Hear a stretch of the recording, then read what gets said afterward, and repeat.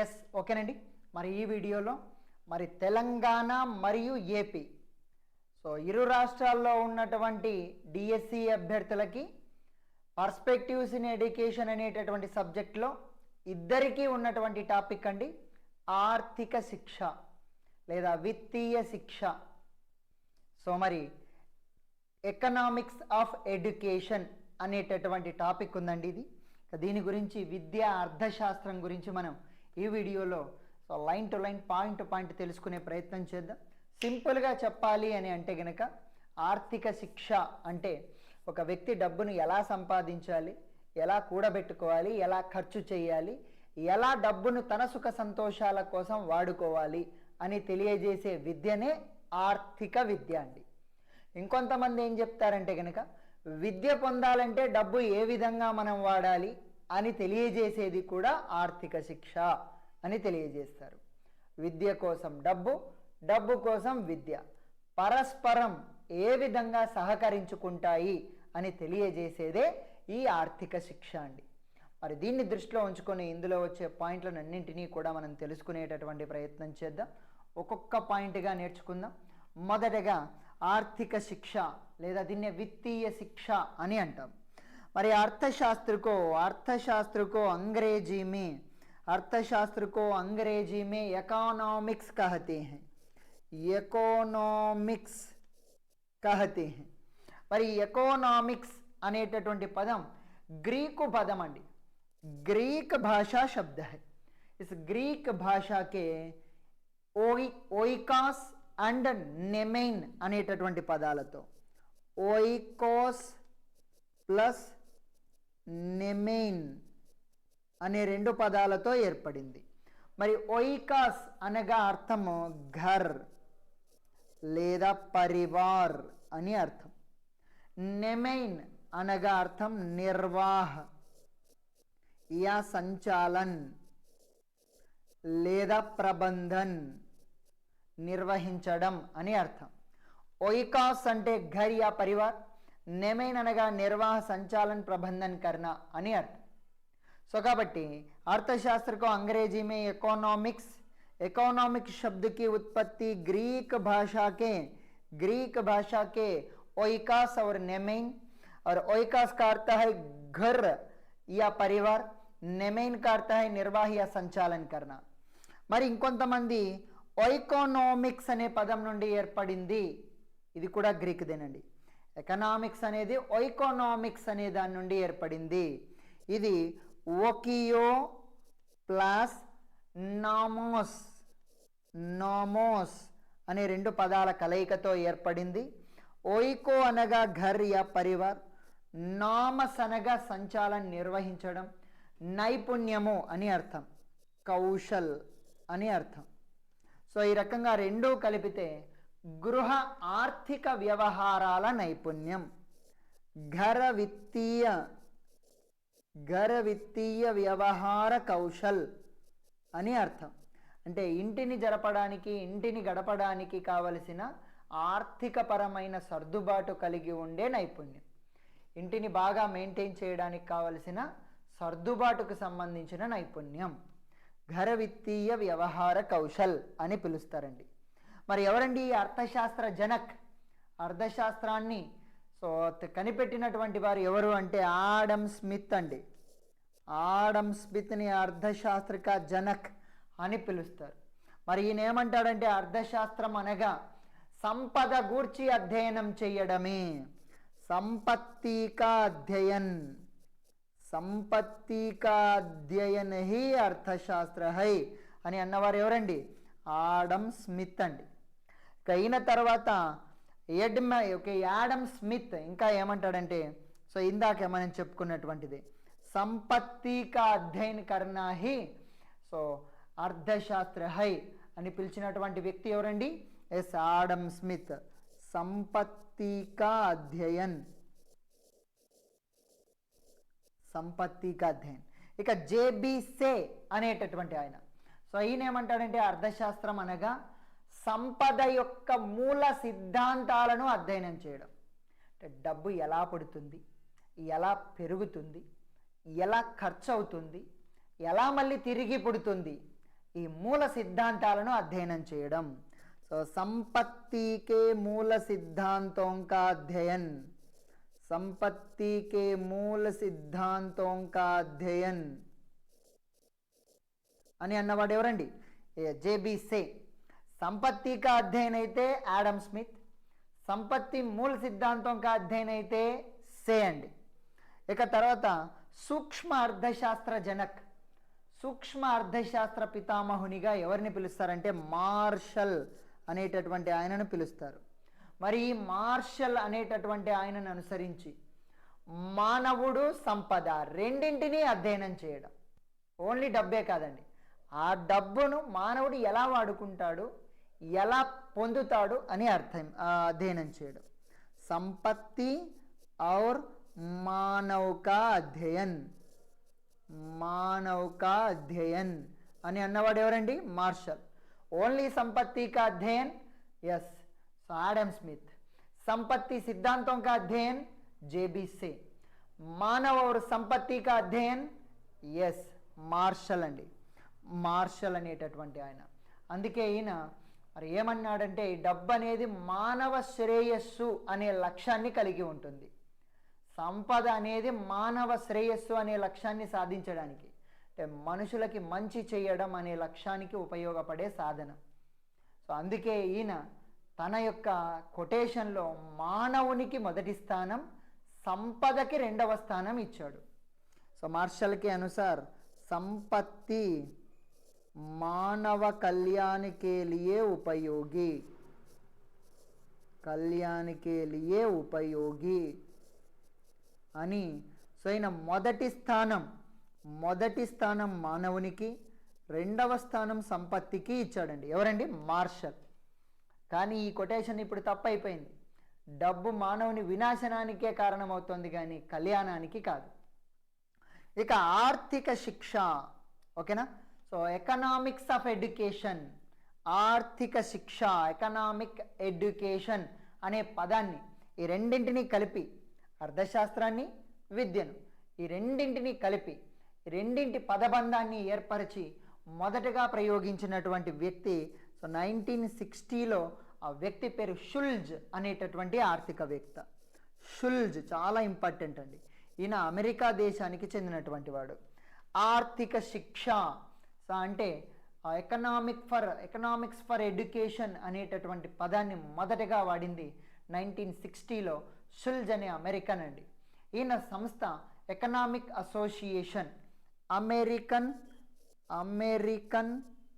Economic association అనేటటువంటి సంస్థలో సభ్యునిగా ఉండి ఈ పదాన్ని ప్రతిపాదించాడు.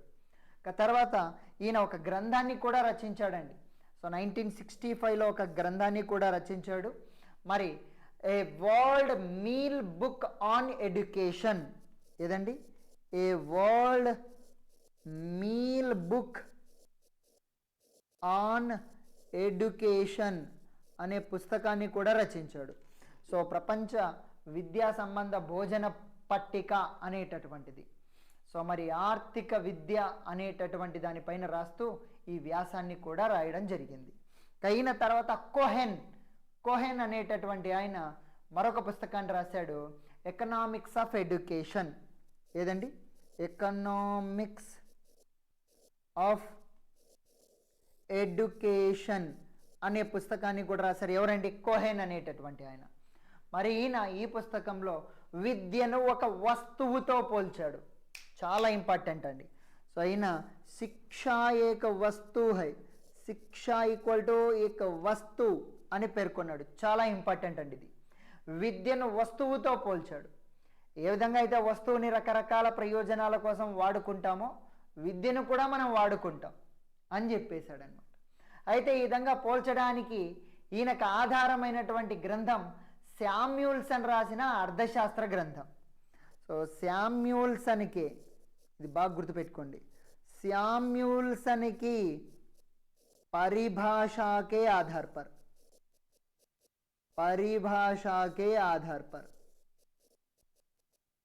శామ్యూల్సన్ గారు రాసినటువంటి ఒక కొటేషన్ని ఆధారంగా చేసుకొని ఈయన విద్యను ఒక వస్తువుతో పోల్చాడు. విద్య ఒక వస్తువు. సో విద్య శిక్షణ ద్వారా, ముఖ్యంగా నియత పాఠశాల విధానం ద్వారా, నియత పాఠశాల సో అంటే ఫార్మల్ స్కూల్, ఒక ఖచ్చితమైన స్థానంలో ఖచ్చితమైన సమయంలో నడపబడే స్కూల్ ద్వారా విజ్ఞానం, నైపుణ్యం, ప్రవర్తన, మనోవిజ్ఞానం పెంపొందిస్తుంది విద్య. అందుకే విద్య ఒక వస్తువు అని అన్నాడండి. సో కాబట్టి శిక్షాకో వస్తువు మాన ఎవరండి? కోహెన్ అనేటటువంటి ఆయన. తర్వాత ఈయనకు ఆధారమైన కొటేషన్ ఎవరిది? కోహెన్కి ఆధారమైంది శామ్యూల్సన్ యొక్క కొటేషన్ అండి. తర్వాత మరి చివరిలో రాగ్నర్ ఫిష్ అనేటటువంటి ఆయన, మరి ఈయనకి 1933లో రాగ్నర్ ఫిష్ గారికి 1933లో సో మరి అర్థశాస్త్రంలో నోబెల్ బహుమతి లభించింది, నోబెల్ ప్రైజ్ లభించింది, నోబెల్ ప్రైజ్ లభించిందండి. మరి ఈ రాగ్నర్ ఫిష్ గారు అర్థశాస్త్రాన్ని 2 భాగాలుగా చేశారు. సో ఆ 2 భాగాలు ఏంటంటే స్థూల అర్థశాస్త్ర మరియు సూక్ష్మ అర్థశాస్త్రంగా విడగొట్టారు. విడగొట్టినటువంటి వ్యక్తి ఎవరండి? Ragnar fish. అందుకే ఈయనకి నోబెల్ ప్రైజ్ కూడా లభించింది. ఇక చివరిలో సో ఇంకా కూడా లాస్ట్ ఒక చిన్న నోట్, ఈ ఆర్థికవేత్తలంతా కూడా నిరక్షరాస్యుడిని, చదువు లేని వాడిని బంజరు భూమితో పోలుస్తారు. సో కాబట్టి సో సభీ ఆర్థికవేత్త నిరక్షరుకో సో वंध्या भूमि से तुलना करते हैं. చదువు రాని వాడిని బంజరు భూమితో, ఏమాత్రం పంటలు పండించడానికి అనవు కానటువంటి భూమితో పోలుస్తారు. సో ఇదండి నిరక్షర్ की तुलना वंध्या भूमि से, वंध्या जमीन से किया जाता है. ఓకేనండి. సో ఇది इंट्रोडक्शन पॉइंट. अर्थशास्त्र को अंग्रेजी में इकोनॉमिक्स कहते हैं. इकोनॉमिक्स ग्रीक भाषा के ओइकास नेमेन, ओइकास का अर्थ है घर या परिवार, नेमेन का अर्थ है निर्वाह, संचालन, प्रबंधन. ఇంకా కొంతమంది ఒకియో నామస్ అనే దాని నుండి వచ్చిందంటారు. ఒకియో అనగా ఘర్ పరివార్, నామస్ అనగా ఇంటిని నేర్పుగా ఆర్థిక సంబంధ విషయాల్లో ముందుకు తీసుకెళ్లే నైపుణ్యం అని అనుకుంటారు. घर वित्तीय व्यवहार कौशल. अर्थशास्त्र का जनक एडम स्मिथ संपत्ति का अध्ययन ही अर्थशास्त्र అన్నాడు. जेबी से అనేటటువంటి ఆయన సంపత్తికి మూల సిద్ధాంతం का अध्ययन అన్నాడు. ఇక తర్వాత సూక్ష్మ అర్థశాస్త్ర का जनक మార్షల్, ఈయన ఏమన్నాడంటే మానవ और సంపత్తి दोनों का अध्ययन అన్నాడు. ఇక ఆర్థిక శిక్ష అనే పదాన్ని మొదటగా వాడింది సో షుల్జ్ అనే ఆయన 1960లో. మరి ఈయన అమెరికా ఎకనామిక్ అసోసియేషన్ సభ్యుడండి. ఈయన గ్రంథం a world meal book on education అనేది. ఇక కోహెన్ అనే ఆయన ఎకనామిక్స్ ఆఫ్ ఎడ్యుకేషన్ అనే పుస్తకాన్ని రాశారు. సో ఈయన విద్యను వస్తువుతో పోల్చాడు. సో శామ్యుల్సన్ యొక్క పరిభాష ఆధారంగా. ఇక రాగ్నర్ ఫిష్ నోబెల్ ప్రైజ్ వచ్చింది. ఈయన స్థూల అర్థశాస్త్రం, సూక్ష్మ అర్థశాస్త్రంగా 2 భాగాలుగా విడగొట్టాడు. చివరిగా నిరక్షరాస్యుని వంధ్యా భూమితో పోలుస్తారు. ఇక అర్థశాస్త్రం యొక్క నిర్వచనాల గురించి మనం ఇక్కడ తెలుసుకునేటటువంటి ప్రయత్నం చేద్దాం. ఓకేనండి. మరి ఇప్పుడు ఆర్థిక విద్య యొక్క పరిభాషలు, నిర్వచనాలను తెలుసుకుందాం. ఒక్కొక్కటి ఎలా గుర్తుపెట్టుకోవాలనేది ఏదో ఒక చిన్న కోడ్ ట్రిక్ చెప్తాను. సో మరి మొదటిగా शिक्षा पर रखने वाला निवेश ही अति मूल्यवान निवेश है. సో విద్య పైన పెట్టే పెట్టుబడినే అత్యంత విలువైన పెట్టుబడి. అందరికీ పిల్లలు ఉన్నారండి. సో పిల్లలకి ఏదైనా సరే చదువు చెప్పించాలంటే, స్కూల్లో చేర్పించాలన్నా, పుస్తకాలు కొనించాలన్నా లోభించకూడదండి. ఎందుకంటే ఒక మనిషి తన జీవితంలో ఏ విషయంలో అయితే గొప్ప పెట్టుబడి పెడతాడో ఆ విషయం విద్యని. మీ బిజినెస్లో పెట్టేది కాదు, మీ ఇంటికి పెట్టేది కాదు, మీ కారుకి పెట్టేది కాదు. సో అన్ని పెట్టుబడుల్లో అతి విలువైన పెట్టుబడి విద్యే. ఫస్ట్ చదువు చెప్పించడం అయిన తర్వాతనే మిగతావన్నీ కూడా అండి. సో శిక్షా పర్ రఖనే వాలా పూంజీ యా నివేశ హి అతి మూల్యవాన్ నివేశ హై. నివేశ్ అంటే పెట్టుబడి అండి. సో అని చెప్పినటువంటి వ్యక్తి మార్షల్ అండి. చాలా ఇంపార్టెంట్ పాయింట్ చెప్పాడు. జీవితంలో మనం ఖర్చు చేసే అతి గొప్ప ఖర్చు విద్య. ఓకేనా, దానికి మనం లోభించకూడదు. తర్వాత అర్థశాస్త్రికే ప్రకాశమే, అర్థశాస్త్ర వెలుగులో విద్యను దర్శించేదే విద్యా ఆర్థిక శాస్త్రం. సో అర్థశాస్త్రం అంటే డబ్బు అనేటటువంటి వెలుగులో విద్యను దర్శించడం, అదే శిక్షా అర్థశాస్త్ర అని అన్నవాడు షుల్జ్ అండి. సో శిక్షా అర్థశాస్త్రమే ప్రకాశమే శిక్షా కా దర్శన్ అని అన్నవాడు షుల్జ్ అండి. షుల్జ్. అతి మూల్యవాన్ నివేశ్ అన్నవాడు మార్షల్. అర్థశాస్త్రికి ప్రకాశమే శిక్షా కా దర్శన్ అన్నవాడు షుల్జ్. ఇంకా షుల్జ్ ఏమన్నాడంటే ఒక వ్యక్తి విద్యావంతుడు కావడానికి పెట్టే పెట్టుబడి కూడా మూలధనమే, పెట్టుబడే అని అన్నాడు. ఒక వ్యక్తి విద్యావంతుడు కావడానికి పెట్టే పెట్టుబడి కూడా మూలధనమే, అది కూడా ఒక బేसिक एलिमेंटे। तो व्यक्ति को साक्षर बनाने के लिए रखने वाला निवेश भी पूंजी है అని అన్నవాడు కూడా షుల్జ్ అండి, షుల్జ్. ఇంకా కూడా మనం తీసుకున్నట్లయితే సో చూడండి, మరి శిక్ష ఏక నివేష్, విద్య అనేది ఒక పెట్టుబడి. సో దాని తర్వాత లాభాలు పొందొచ్చు, తర్వాత అనేక రకాల ప్రయోజనాలు పొందొచ్చు. కాబట్టి విద్య అనేది ఒక పెట్టుబడి, ఏక నివేష్ హై అని అన్నవాడు యాడమ్ స్మిత్ అండి. ఎవరండి? Adam Smith. యాడమ్ స్మిత్ అన్నాడు. శిక్ష ఏక నివేశ హై అని అన్నవాడు యాడమ్ స్మిత్. ఇక తర్వాత శిక్ష ఏక వినిమయకారక హై, ఇచ్చిపుచ్చుకునేటటువంటి దానికి ఇది అవసరమైన అంశం. సో విద్య ఒక వినిమయ అంశం. సో ఏ విద్య? ఆర్థిక విద్య అనేటటువంటిది. ఆర్థిక శిక్ష ఏక వినిమయకారక హై అని అన్నటువంటి వాడు కీన్స్ అండి, కీన్స్. సో శిక్ష ఏక నివేశ్ అయితే యాడమ్ స్మిత్, ఇక వినిమయకారక కీన్స్ అనేవాళ్ళు ఇచ్చిపుచ్చుకుంటున్నారు. ఆడవాళ్ళు ఇక నివేష్ పెట్టుబడి పెడుతున్నారు. సాక్షర్ బనానే కా సాధన్ అన్నవాడు సాక్షర్ షుల్జ్, ప్రకాష్ అన్నవాడు కూడా షుల్జ్. ఇక మూల్యవాన్ నివేష్ అని అన్నవాడు మార్షల్ అండి. ఇక తర్వాత చివరిలో మనము మరి ఆర్థిక అభివృద్ధిలో, సో అంటే బాగా డబ్బు సంపాదించడంలో, ఆర్థికాభివృద్ధిలో విద్యకు హేతుబద్ధమైన సంబంధాన్ని ఏర్పాటు చేసేదే ఆర్థిక విద్య. సో ఒక వ్యక్తి బాగా డబ్బు సంపాదిస్తున్నాడంటే దానికి బాగా చదువుకోవడమే కారణం అని రెండింటికి లింక్ కలిపేదే ఆర్థిక విద్య. చదువుకి డబ్బుకి లింక్ కలిపేదే ఆర్థిక విద్య అని అన్నవాడు ఆజాద్ అండి. ఎవరండి? ఆజాద్ అనేటటువంటి ఆయన. ఆర్థిక వికాస్ మే శిక్షాకో తర్క సంగత్ బనానా. అవునరా, చదువు ఉంటేనే వీడు ఇంత సంపాదించినాడ్రా అని అనిపించేటట్లుగా చేస్తుంది ఆర్థిక శిక్ష. ఇక తర్వాత ఇవన్నీ కూడా మ్యాక్సిమం చాలా ఇంపార్టెంట్ కొటేషన్స్ అన్నీ మనం చెప్పుకున్నాం. చివరిలో జేఎం కీన్స్ అనేటటువంటి ఆయన, ఈయన స్థూల ఆర్థిక శాస్త్ర జనక్ అండి. ఏదండి? స్థూల అర్థశాస్త్ర జనక్, స్థూల అర్థశాస్త్ర జనక్ అని అంటారు. ఓన్లీ అర్థశాస్త్ర జనక్ అయితే యాడమ్ స్మిత్, స్థూల అర్థశాస్త్ర జనక్ అయితే జేఎం కీన్స్. మరి స్థూల సూక్ష్మ అని రెండు రకాలుగా వర్గీకరించింది రాగ్నర్ ఫిష్, నోబెల్ పొందాడు. ఇక ఈ కీన్స్ అనే ఆయన ఏమంటాడంటే జాతీయ ఆదాయాన్ని గణించేటప్పుడు ఎట్టి పరిస్థితుల్లో కూడా విద్యను పరిగణలోకి తీసుకోకండి. జాతీయ ఆదాయాన్ని గణించేటప్పుడు ఎట్టి పరిస్థితుల్లో కూడా విద్యను పరిగణలోకి తీసుకోకండి.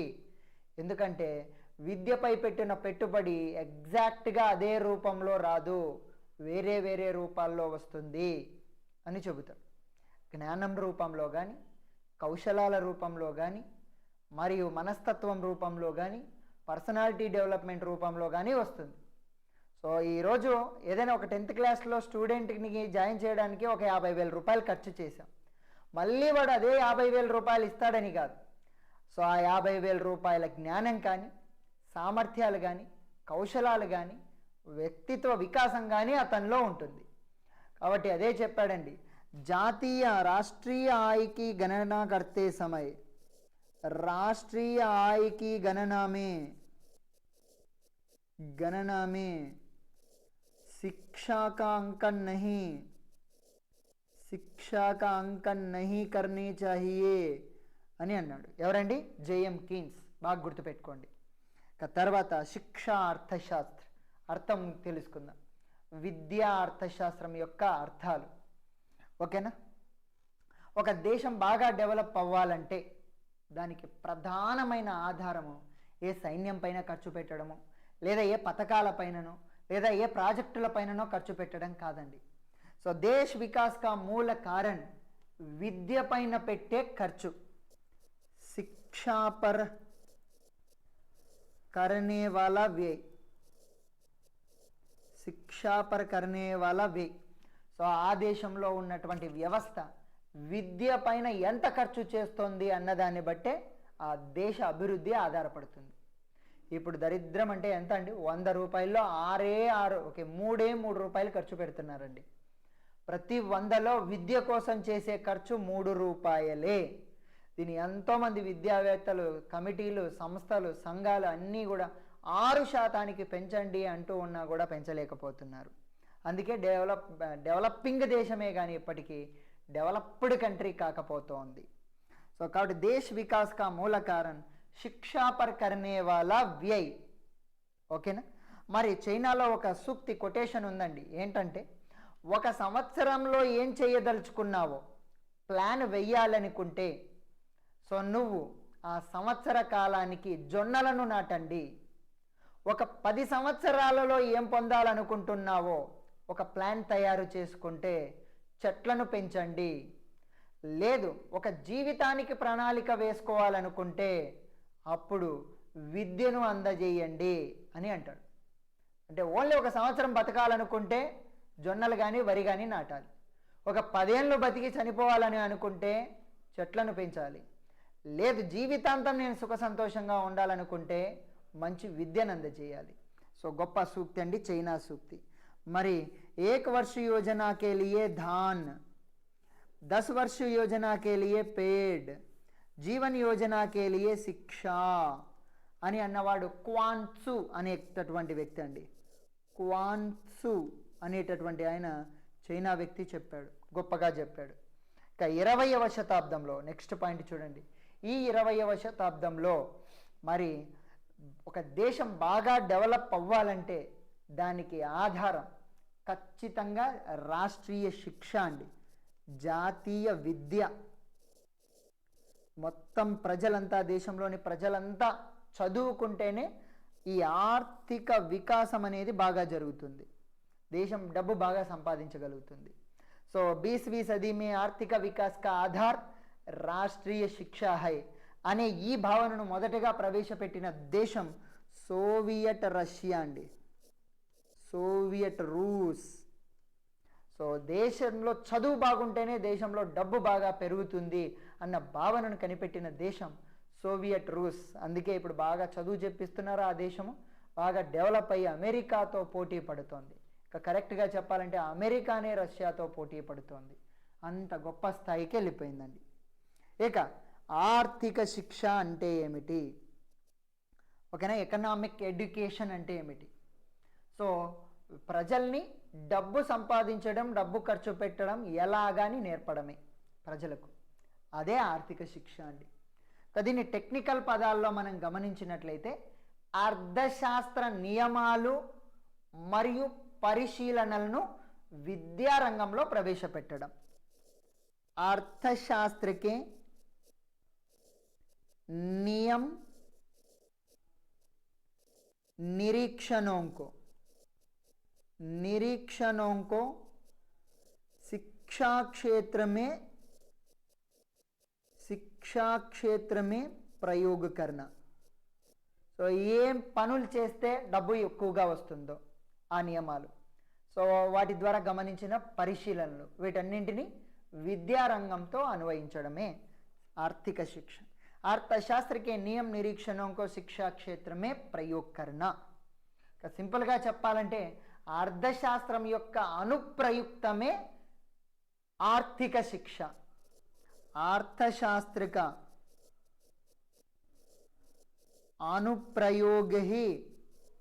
अनुप्रयोग विज्ञान ही ఆర్థిక శిక్ష. అర్థశాస్త్రాన్ని, డబ్బు సంపాదించి పెట్టే శాస్త్రాన్ని విద్యారంగంలో అనుప్రయుక్తం చేయడమే సో ఈ ఆర్థిక శిక్ష అనేటటువంటిది. ఓకేనా? సో ప్రజలు, సమాజము, ద్రవ్యము ఇలాంటి వాటన్నింటి గురించి తెలియజేసి ఉత్పత్తిని, సామర్థ్యాలను పెంచడం. సో సమాజ్, जनता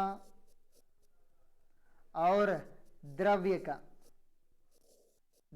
को उत्पादन के लिए प्रयोग करना, उत्पादन के लिए उपयोग करना.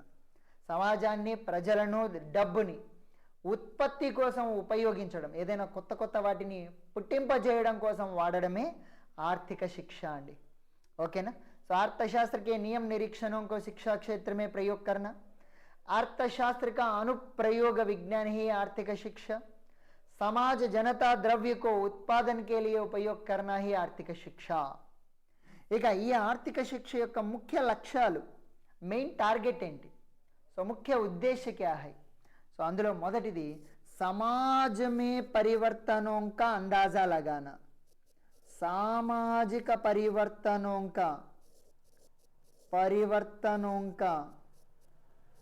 అందాజా లగానా.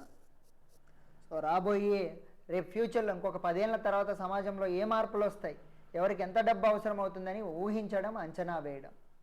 ఇక తర్వాత పూంజీ కే రూప్ మే శిక్షాకో మాననా. ఒక పెట్టుబడిలా విద్యను అంచనా వేయడం. ఇక ఈ విద్య ఎంతమందికి కావాలో తెలుసుకోవడం. అదేవిధంగా మానవులపై పెట్టిన పెట్టుబడిని అంచనా వేయడం. సో మానవ్ పర్ నివేష్ కర్ణ. సో ఇవి ఆర్థిక శిక్ష యొక్క ముఖ్య లక్ష్యాలు. రాబోయే రోజుల్లో సమాజం ఏ విధంగా మారుతుందో ఊహించాలి, ఒక పెట్టుబడిలాగా విద్యను పెట్టాలి, ఆ తర్వాత ఆ విద్య కోసం డబ్బు ఖర్చు పెట్టి మానవ వనరుల పైన పెట్టుబడిని కూడా పెట్టాలి. సో పూంజీ కే రూప్ మే शिक्षा को और मानव पर निवेश को रखना ही आर्थिक शिक्षा के मुख्य उद्देश्य है. సో డబ్బు కోసం విద్యను, విద్య కోసం డబ్బును పెట్టుబడిగా పెట్టడం, ఒకదాన్ని పెట్టుబడిగా పెట్టడమే ఈ యొక్క ఆర్థిక శిక్ష యొక్క ముఖ్య ఉద్దేశాలు. మరి ఈ ఆర్థిక శిక్ష కా స్వభావ్, దీని యొక్క స్వభావం, నేచర్ ఏ విధంగా ఉంటుంది? సో ఈ సబ్జెక్ట్, ఆర్థిక శిక్ష యొక్క సబ్జెక్ట్ ఎంత కష్టంగా ఉంటుంది, ఎంత ఈజీగా ఉంటుంది, ఇందులో ఏమేమి అంశాలు ఉంటాయి అనేటటువంటిది ఒకసారి తెలుసుకున్నట్లయితే, మరి ఇది ఎప్పటికీ ఉత్పత్తి, వినియోగం, పంపిణీ, వినిమయం గురించి తెలియజేస్తుందండి. సో అంటే ఉత్పాదన్, ఉపభోగ్ और వినిమయ్ మరియు బంటవార. సో బంటవార, విభాజన్, వీటి గురించి అధ్యయనం చేస్తుంది. ఓకేనా? డబ్బుని ఎలా ఉత్పత్తి చేయాలి, ఎలా ఉపయోగించుకోవాలి, ఎలా వినియోగించుకోవాలి, ఎలా పంచాలి అనేది తెలియజేస్తుంది. ఇంకా కూడా మానవ సంసాధనం కా వికాస్, మానవ వనరులను అభివృద్ధి చేస్తుంది. మానవ సంసాధన వికాస్ కర్తా హై. ఆర్థిక శిక్ష మనుషుల్ని బాగా డెవలప్ చేస్తుందండి. తర్వాత సో మరి ఒకవైపు విద్య యొక్క ఆర్థిక విలువలను, మరోవైపు ఆర్థిక అంశాలను విశ్లేషిస్తుంది. సో ఆర్థిక అంశం కా విశ్లేషణ, ఆర్థిక మూల్య और అంశం కా విశ్లేషణ. సో డబ్బుకి విశ్లేషిస్తుంది, మోరల్ వాల్యూస్, డబ్బు పరమైన మోరల్ వాల్యూస్ని కూడా తెలియజేస్తుంది. మరి డబ్బు సంపాదించడానికి అవసరమైన కారకాలు మరియు విధియా పద్ధతులు, మరియు అదేవిధంగా వాటి సూత్రాలు, సిద్ధాంతాలను కూడా తెలియజేస్తుంది. सूत्र सिद्धांतों का अध्ययन करता है, సిద్ధాంతం కా అధ్యయన్ కర్తా హై. డబ్బు సంపాదించడానికి కావలసిన కారకాలు, విధులు, సూత్రాలు, సిద్ధాంతాలను అధ్యయనం చేస్తుంది. సో ఉత్పాదన, ఉపభోగ్, వినిమయ, విభాజన కా అధ్యయన్, మానవ సంసాధన కా వికాస్, ఆర్థిక మూల్య అంశం కా విశ్లేషణ, कारक, సో డబ్బు సంపాదించే కారక, విధియా, సూత్ర, సిద్ధాంతం కా అధ్యయన్ కర్తా హై. ఇక ఆర్థిక శిక్షకి సీమాయి, ఈ ఎకనామిక్ ఎడ్యుకేషన్ని నేర్పించేటప్పుడు కొన్ని పరిధులు, కొన్ని ప్రాబ్లమ్స్, సో కొన్ని లిమిటేషన్స్ కూడా ఉన్నాయండి. ఎందుకంటే ఈ యొక్క ఆర్థిక విద్య అనేది చాలా విస్తృతమైంది. డబ్బు చాలా విషయాల ద్వారా మనం సంపాదించుకోవచ్చు, అన్నింటి గురించి తెలియజేయదు. సో ముఖ్యంగా దేశంలో లభ్యమయ్యే వనరుల ద్వారా విద్యను ఎలా పొందాలో తెలియజేస్తుంది. ఓకేనా? సో కాబట్టి ఇప్పుడు ప్రస్తుతం దేశ రాబడిలో సో राष्ट्रीय आय में वर्तमान में खर्च ఎంత చేస్తున్నారంటే 3% చేస్తున్నారండి. నిజానికి ఇది ఇస్కా వికాస్ బఢావా ఎంత ఉండాలి అంటే 6%కి పెంచాలి. 3 ఇది సరిపోదు, 6% పెంచాలని ఆర్థికవేత్తలందరూ కూడా సూచిస్తూ ఉన్నారు. ఓకేనండి. ఇక తర్వాత ఇందులో ఉన్నటువంటి లోపాలపైన బిట్ వచ్చే అవకాశం అయితే ఏమీ లేదు కాబట్టి, ఓకేనా? సో కాబట్టి ఇక్కడ నుండి బిట్ తీసే అవకాశం లేదు. ఇది ఒక్కటి పాయింట్ ఒక్కటి గుర్తుపెట్టుకోండి చాలు. సో ఇంతటితో ఆర్థిక శిక్ష అనే టాపిక్ కంప్లీట్ అయిపోయింది. ఇందులోనే మరొకటి శిక్ష మానవ సంసాధనం కా వికాస్ అనే టాపిక్ ఉందండి. దాన్ని కూడా మనం ఇక్కడనే చూద్దాం. శిక్ష మానవ సంసాధన కా వికాస్, విద్య మానవ వనరుల అభివృద్ధి. చదువు చెబితే మానవ వనరులు అంటే చదువుకున్న వ్యక్తులండి, మనుషులు అని అర్థం. చదువు ద్వారా వాళ్ళని బాగా డెవలప్ చేయొచ్చు. అది ఎలాగా, అందులోనే ఉన్నటువంటి విషయాల గురించి తెలియజేసేదే ఈ టాపిక్. శిక్ష మానవ సంసాధనం కా వికాస్ అనే దాన్ని కూడా ఇక్కడనే చూద్దామండి. ఓకేనా? ఎస్, శిక్ష మానవ సంసాధనం కా వికాస్ ఇది కొంత ప్రత్యేకమైన టాపిక్, సపరేట్ టాపిక్ కాబట్టి నెక్స్ట్ వీడియోలో చూద్దామండి. సో ఇప్పటికే 30 minutes పైన అయింది కాబట్టి సో ఓన్లీ ఆర్థిక శిక్ష అనేటటువంటి భాగాన్ని మాత్రం ఒక వీడియోలో, సో ఇక నెక్స్ట్ చెప్పుకోబోయే ఈ టాపిక్ని కూడా నెక్స్ట్ వీడియోలో చెప్పుకుందామండి. ఓకేనా? Thank you very much.